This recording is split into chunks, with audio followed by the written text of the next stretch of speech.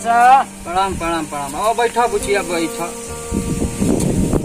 और कुछ सुनाओ चाचा। चाचा तन खाने वानी खाने दो। बात खनी लो बनाओ।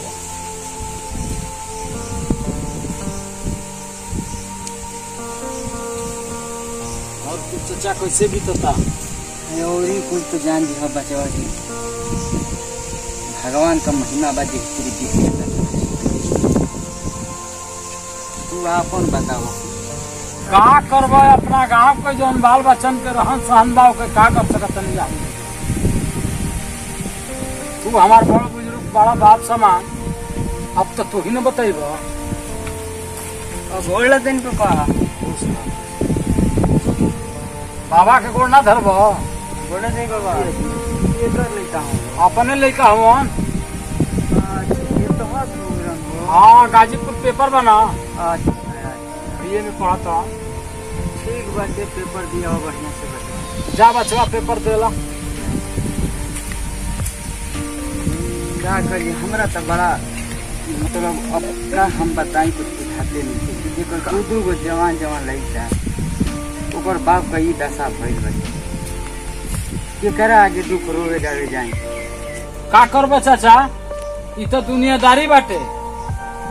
लो है खैनी खा लो चल तनी अब बाद में भेंट होई। अच्छा तो हम खाई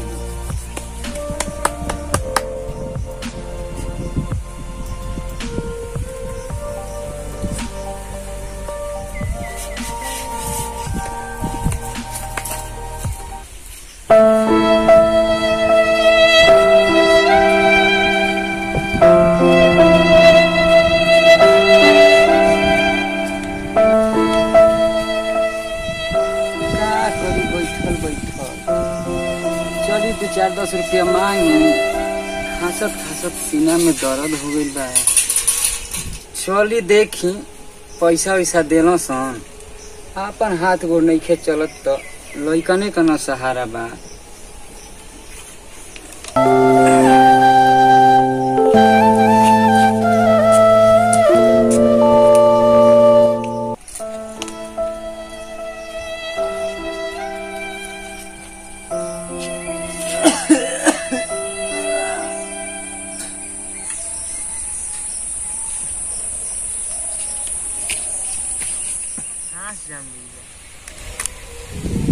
साला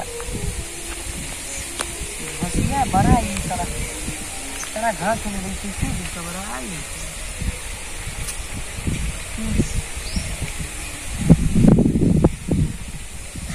बड़ा का सब्जियां साला तोड़ के लेके चल जाता है घसिया हमके कबार के छोड़ देता।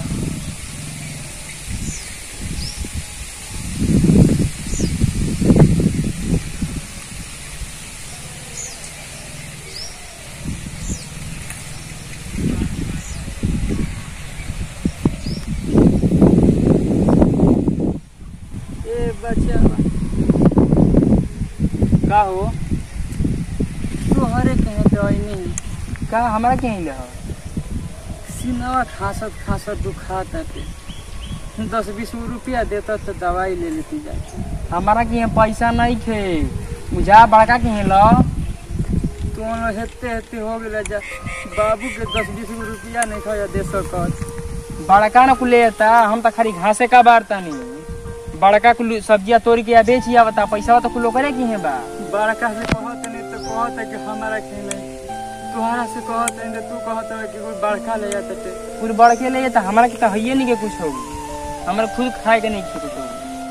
जा घरवा जा घर बड़ा तू तो हमनी के ए बचवा हम रहले नहीं थी हम खासत खासत मर जाई हमके 10-20 रुपया दे दे तोहरा निया तो नहीं जा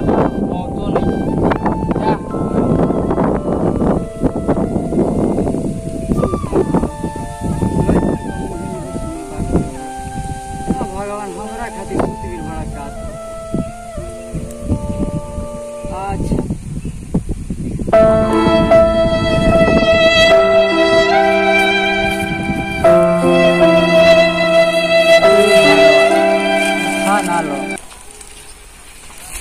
का नौटंकी करता रह जाला घर ले तो नौटंकी करता रह के जहाँ यहाँ लोग के नौटंकी हम करता।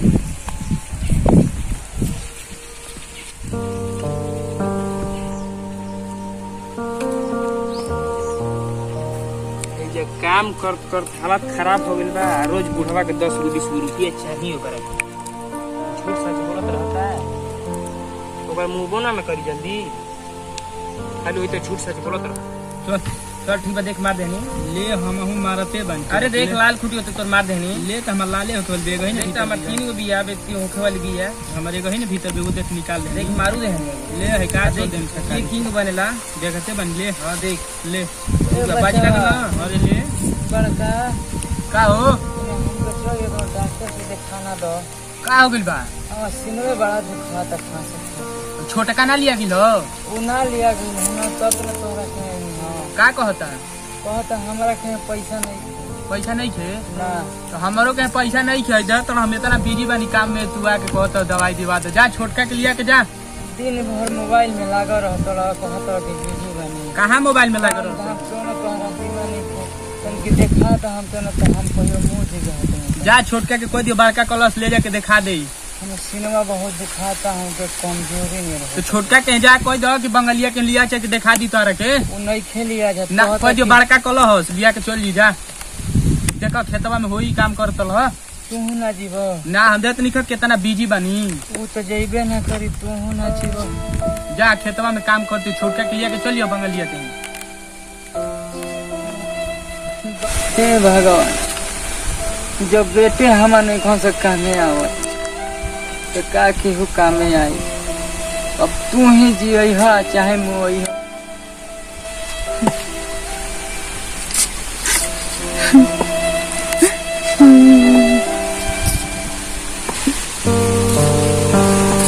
अरे यार तो बाप हो 10-20 रुपया दे दे। छोड़ यार जाए तो कौना काम लायक बा? अरे तो बोल दे इच्छा मैं कौन काम लायक थोड़े बा बूढ़ हो गइल बा हम कौना काम लायक थोड़ा। अरे तो बोल दे मैं बूढ़ हो गइल कौना काम कोनो काम लायक बा कोनो काम लायक नहीं खलो। अरे यार ये तो हमार दोस्त का फोन आ गई। हेलो हाँ बोलू। पार्टी तो शाम में का हो जाई। चल कुल बियर शेयर एकदम आज ही पार्टी होई है बड़ा शाम को खूब जबरदस्त एकदम। ठीक बा शाम को मिलल तनी तो 5-6 बजे ले। ठीक बा ठीक बा।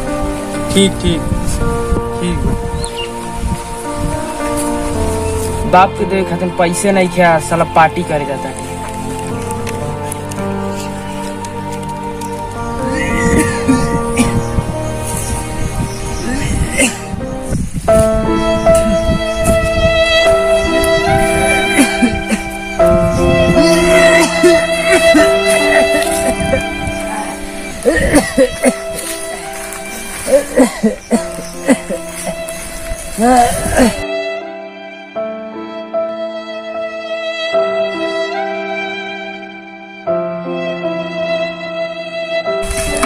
चाचा अरे बाबा अरे उठो चाचा उठो तनी पानी दे चाचा के पानी दा चाचा है तनी कूला कर। तबीयत खराब बा का चाचा? चलो हम तारा के ले चली दवाई करे। चलो तो चलो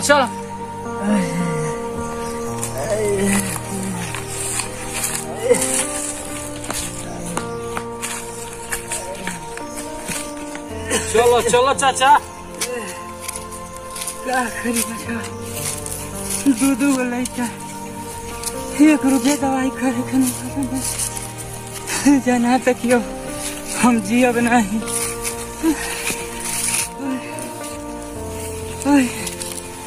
दुनिया में केहू नहीं जाना था।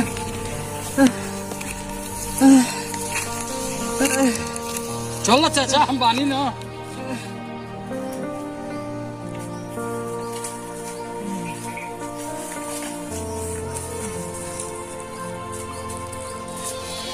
ये चाचा एक में बैठो बबुआ तनी डॉक्टरवा के जो तो दवाई लेके आ।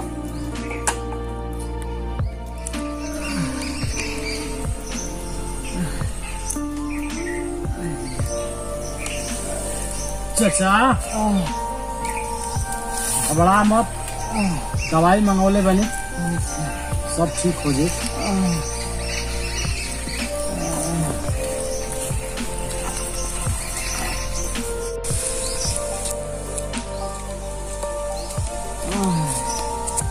उठा बाबा, दवाई आ गई। बाबा उठा। उठो चाचा, दवाई बबुआ लेके आ गए। हेमा से एगो एक खुराक खाए के बा, हेमा से एक खुराक। 2 खुराक दवाई बा, एगो हेमे से खा लेवे के बा, 2 है बा। हाँ हमरा तो कुछ बुझाई नहीं कैसे। तन पानी लिया तो बबुआ।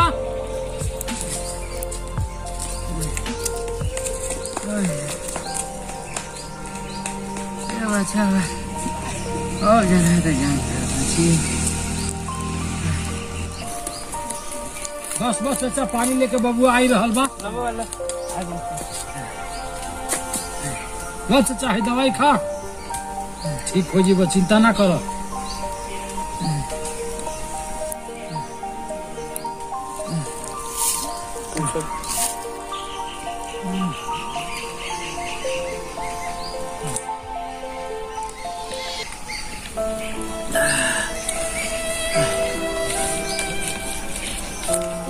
लगा था बेटा जान ना बाची। ए ना ना चाचा, दवाई खा ले बड़ा ना, घबरा मत, 5 मिनट में तू ठीक हो जीव। अच्छा ठीक है, बस बस 5 मिनट। अच्छा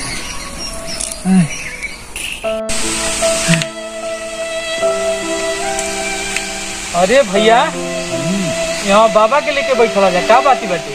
भैया चाचा के तबीयत खराब बा भैया। हाँ हाँ का भइल बाबा, काहे इजा बैठल बा? कैसे तबीयत खराब हो गई तोहार?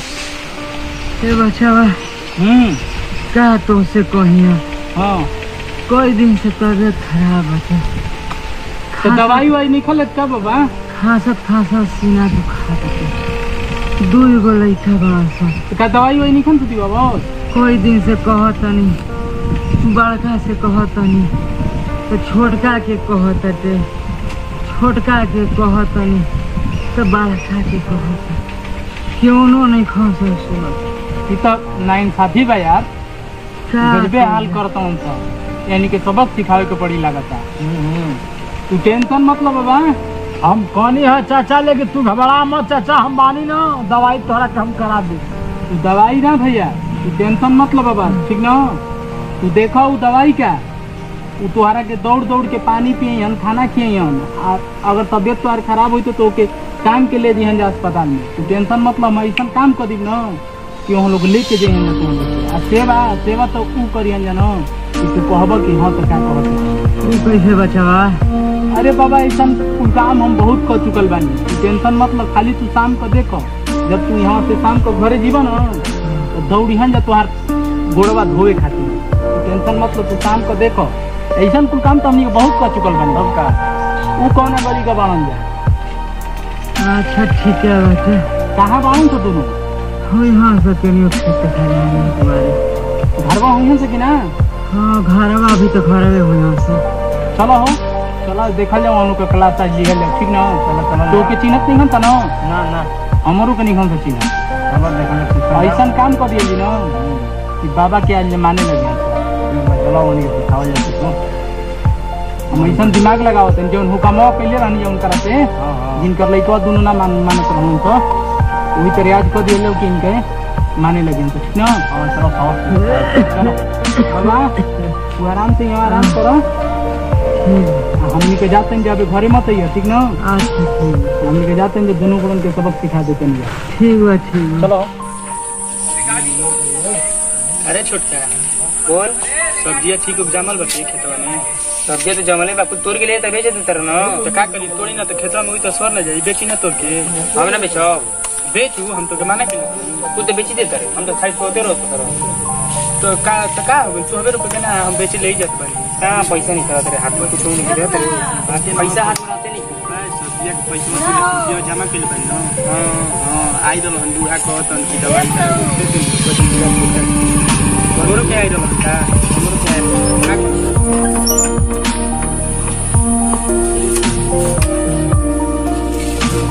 प्रणाम प्रणाम प्रणाम भैया।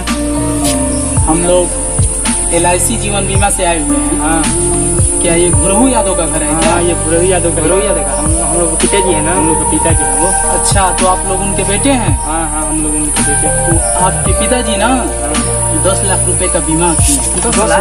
हाँ।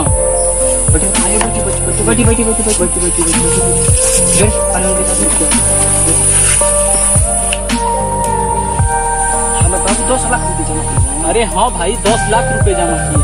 हम तो देखता कि हम देखना ही कि 10 लाख रुपया है। इसीलिए न कहाँ है वो?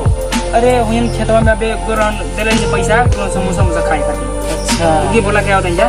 बोला नहीं जा? नहीं अभी मत बोलो। बैठो। पानी वानी लिया रे, पानी वानी जल्दी लेके आओ। बैठो। जी साहब, पानी पी। जल्दी दे। बस।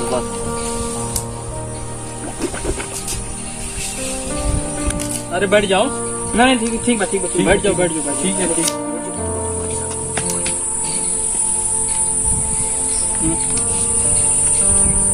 तुम्हारे पिताजी 10 लाख रुपए का जीवन बीमा किए थे। हाँ जान गए जी। और वो 10 लाख रुपए तुम लोगों को मिल जाएगा। हमके चाहिए साहब, हमके चाहिए। अरे मिल जाएगा। ना हमके चाहिए साहब। बैठो। अरे बैठ जाओ। पहले बैठो। ना साहब हमके चाहिए। अरे चुतिया, पहले बैठ जाओ। अच्छा बैठो। गजब इंसान है। कहाँ है वो तुम्हारे पिताजी? गए हैं उधर समोसा खाने खेतों। अच्छा, समोसा खाने गए हैं। पैसा दिए हो क्या समोसा? हाँ, पैसा दिए। रोज देते हो क्या? हाँ, रोज देते हैं साहब। अच्छा, सेवा करते हो? हाँ, सेवा एकदम कर। रोज एकदम गोड़ उड़ दबाते हो लग रहा है। हाँ, रोज 2 गिलास दूध रहेगा सुबह शाम रोज। अच्छा, डेली। सार लोग तना ले बीमार से होने मरत। अच्छा, उनको बुला दोगे थोड़ा? हाँ साहब, बुला देंगे। अच्छा, रुको अभी मत बुलाओ। ऐसा करो, जानते हो पैसा कैसे मिलेगा? कैसे साहब? वो पैसा तुम लोग जितना उनका सेवा सपाट करोगे, हाँ साहब, उतना ही जल्दी तुम लोगों को पैसा वो मिल जाएगा। हाँ 1-2 रुपए की तो बात नहीं है। हाँ। 10 लाख रुपए की बात है। 10 लाख। हाँ 10 लाख देखे हो? नहीं साहब, 10 लाख देखे नहीं। देखिए तो अखिया एकदम फूट जाएगा सर, अखिया एकदम। अच्छा, ऐसा है जो पैसा तुम लोगों को मिल जाएगा। कब मिली साहब? कब? अरे मिलेगा। कल मिल जी बाबू के बैंक में लेके आओगी तो। अरे कल नहीं मिलेगा यार। अबे चल जा, अबे लेके आओ नहीं बाबू के। गजब बेवकूफ हो। तो अबे मिल जाएगा पैसा। तो कब मिली? 1-2 रुपए है का कि तुम लोगों को पैकेट से निकालेंगे और तुम लोगों को दे देंगे। तो कब मिली साहब? झोरा लगा दी। बेवकूफ कहीं के झोरा मिलता है? चेक मिलेगा, चेक। क्या मिली साहब? क्या हो रही? अब बेवकूफ देख लो, चेक भी नहीं समझ रहे हैं ये लोग। ये सब क्या जानते हैं? चेक क्या निकालो। एक पैसा होता है।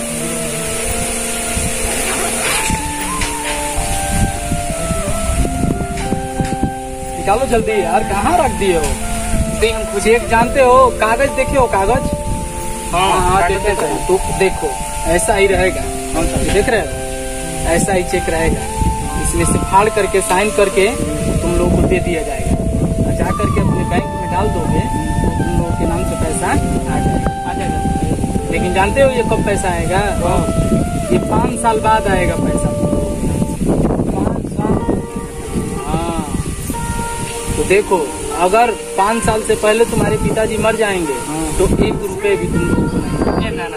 एकदम ये काम करने एकदम सेवा होगा। जितना सेवा करोगे उतना दिन तक, मतलब 5 साल तक किसी तरह से तुम लोगों को अपने पिताजी को जिला के रखना है। ठीक है साहब, मरने नहीं देना है। ठीक है सही। अगर बीमार हो तो समय पे दवा, दूध सब, मछली उछली खिलाओ। हाँ, तो जितना दिन तक, मतलब 5 साल तक उनको जिला दोगे तो समझ लो कि 10 लाख रुपए तुम लोगों को मिल जाएगा। जी साहब। तो ऐसा करो कि यहाँ पे साइन करो। ले। अरे ये सब क्या कर रहा है? ले साहब, बेवकूफ होगा। हमनी के ना आवे लगो, हमनी जाने तो हइये खल लगाना चाहिए। हमनी को कल में चलाने वाला सही तरह से जान जाते यही तरह लगाने। अच्छा चलो ठीक है, मैं साइन कर दे रहा हूँ तुम लोगों के नाम से। जी साहब। 10 लाख रुपए तुम लोगों को मिल जाएगा। जी। और जब तुम्हारे पिताजी घर पे आ रहे हैं तो खूब दबा के सेवा करो कि 5 साल तक एकदम एकदम ठीक है, पैसा लेना है तो अब पैसा लेना है, कोनो दिक्कत नहीं। अब हम लोग चलेंगे क्योंकि फिर दूसरे जगह भी जाना है। ठीक बा, कई लोगों का है, ठीक बा, ठीक बा, तो ठीक ना? ठीक बा, ठीक बा, अब हम लोग चल रहे हैं। ठीक बा। आ रहे हैं तो उनका मतलब फोन करके थोड़ा बात तो करा देना हमसे। ठीक है, सही है कि नहीं? बात करें तो नंबर दे दी साहब अपन। नंबर बोल दो जी, नंबर बोल दो, नंबर लिख दो, बोल दो नंबर। नंबर लिखे वाला रे, लिख के दे दी, ये दो लइकवा का बगलिया वाला। अच्छा लेंगे वीडियो देख खाती दिखाओ चलो। मजनुआ कमेडी वाला वीडियो है क्या? मजनुआ का वीडियो हो और ना एगो आवेला साइड पे जमन बगलिया में लड़का के मोबाइल लेके नहीं हुए दिखाओ चलो। तो मजनुआ का वीडियो, का वीडियो देखते हैं। मजनुआ का वीडियो देखते हैं। मजनुआ का कौन है? मजनुआ एक है, वो वीडियो बनाता है, बहुत बढ़िया वीडियो बनाता है। बहुत बढ़िया वीडियो बनाता है। उसका एक वीडियो आया है, मजनुआ चलो ससुराल, देखिएगा ना आप, हिरन यादव यूट्यूब पर सर्च मार कर। अच्छा, हिरन यादव के नाम से चल रहा है। हिरन यादव वीडियो है, यूट्यूब पे चैनल है उसका। अच्छा, हिरन यादव के नाम से यूट्यूब चैनल। रोज मांग के लिए नहीं देखी खाती, पैसा देने ओकरा के तबे देला, हम चलावे ना लो हमारा नंबर है। ठीक बात है, हम फोन करके बात करा देंगे साहब, बात करा देंगे। ठीक ना? ठीक है सर, एकदम बिल्कुल सेवा करना है। ठीक करे फोन लगवा ले, वो करे लड़के वाले फोन लगवा ले कोई। चलते हैं सर तब। ठीक बस साहब, ठीक बस चलिए अभी चलो। अरे साहब पैसा अरे मिल जाएगा ना साहब। बस सेवा करते रहो। सेवा करते हैं। ठीक बस साहब, एकदम सेवा कर लो। हाँ साहब, एकदम सेवा करते रहो पिताजी का। ठीक है साहब, ठीक है ना पिताजी? हाँ एकदम ठीक है साहब। ठीक तब समोसा खाने के लिए भेजो। समोसा पता करेंगे कि समोसा खाने के लिए भेजो कि कहाँ भेजो। बगली में समोसा। तो चलते हैं। ठीक है साहब, ठीक है सर। चलिए सर, लेट हो रहा है।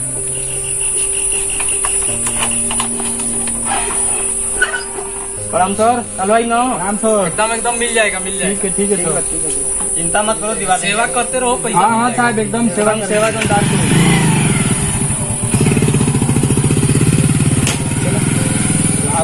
बाबू हमने फोटो नहीं किए, बाबू है तना पैसा रखते मांगन। ये छूटता है बोलू, बुढ़वा के फिर 5 साल सेवा करे परिकार है।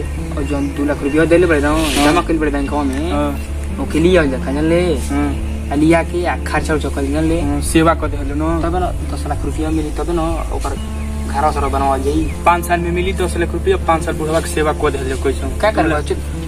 2 लाख खर्चा कर दे एकदम 10 लाख मिली तो 5 लाख में घर ही नहीं रखिए मत घर दुआर बनवा ले बढ़िया एकदम फर्स्ट क्लास का। चल देखल जा कैसे एकदम। चल काल लेके आवली बैंक में। बाबू कहाँ से बंदे? बाबू हे बाबू, ए हटो जा, बाबू के घुमाओ तो जा। आओ बाबू बैठ, बैठो।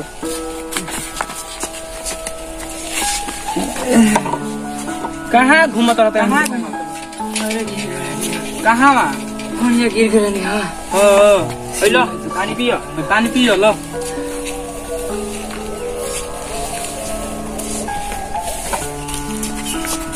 कहाँ घूमत रहता रहो उनके संग दिन भर खाली घूमत रहता रहो।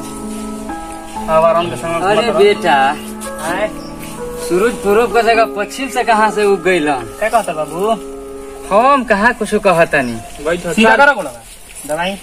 तो सीनवा दुखाता बाबू, दवाई हुई लिया दी ना आराम बाटे, दवाई आइल बा। आराम बा? के लिए आइल हो दवाई?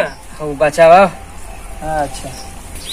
अरे बेटा, तोहनी के पास तो समय ना रहल हो, आज सेवा करत रह जा। पागल हो बाबू, तार सेवा हमनी के ना करी तो के करी? अच्छा, इससे पहले रोग आके गिलगिला के मांगत नहीं पैसा दर दवाई के। समय ना रहो, बोल ना बैंक में जो समय ना रहो, कितना लेबो? कितना पैसा हम लेके का करो? कुछ खाइबो पिबो ना ना? ना ही कुछ खाई पियो ना। कुछ खा लो, मुर्गा बनता है बड़ा, कुछ खा लो। जोरे छोटका जो लेके आओ समोसा ठंडा जो फ्रीज में रखल बा, लेके आ बाबू के दे जल्दी। बाबू लेके आओ तनी अबे ना, लेके आ जल्दी बाबू के दे। का आई हो बा बाबू समोसा ठंडा जल हुए धैले नहीं तारा के खाए खातिर फ्रीजवा में ठंडा पिए खातिर। अच्छा एकरा खातिर पैसा हो गइल रह। हां का करी जा पैसा लग लगा देनी जे बाबू के पिए खातिर बनी जा ठंडा वाई समोसा लिए कोई तो तो लोग के रखा है हो जाता नहीं जे ठंडा पिए ठंडा तो अगर ये को नहीं ठीक है लो पानी का